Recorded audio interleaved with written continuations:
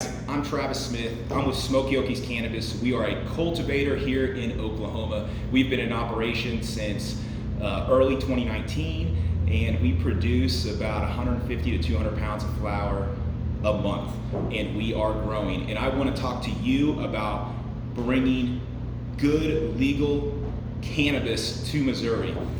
I was born in Oklahoma. I went to high school in Missouri.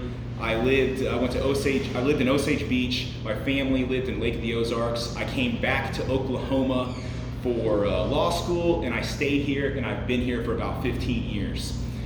I want to talk to you about the benefits of having low regulation, low taxes, in an open cannabis market.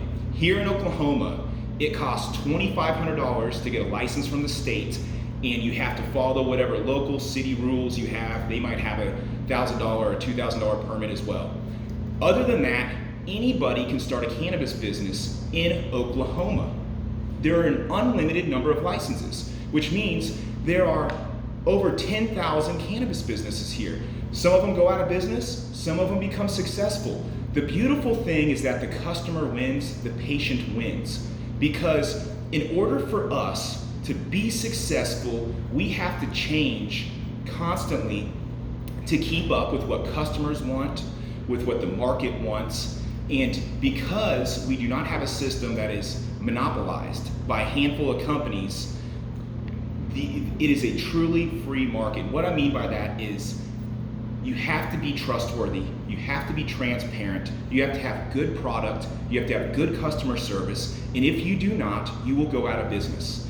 And in other markets, like Arkansas, and like some of these states that have capped licenses and only a handful of companies operate, you are at the mercy of those 5 companies and you can't shop anywhere else. If I don't give you good service, you will go to someone else. And that is how it is with every cannabis business. And because of that, I believe Oklahoma currently has the best cannabis market in the entire United States. Okay, Oklahoma has a very small population. It only has about 3.5 million people. We're going to do 1.4 billion in cannabis revenue this year. Okay, I just read about this in Marijuana Biz Daily. Ohio has double our population, and they've had a cannabis system in place for 3 or 4 years longer than us. They're going to do less revenue this year than we are in Oklahoma. So I want Missouri to have what we have. I do not want Missouri to be a place where only a handful of big national corporations control the market because the government kept the people out. We want to make Missouri the same as Oklahoma, where anybody can start a business. If you've got $2,500 or $5,000, you can go get a license and start as small as you want. It's going to be harder than if you started with $1 million, but you can still get in the game. And then based on how good you treat your customers, how good of a business person you are, the sky is the limit as to how high you can grow. That will benefit everyone in Missouri. It'll benefit the small business owners. It will also benefit the patients because the patients can now buy from different dispensaries and different growers that treat them right, and they're not beholden to a handful of chains that control the whole market.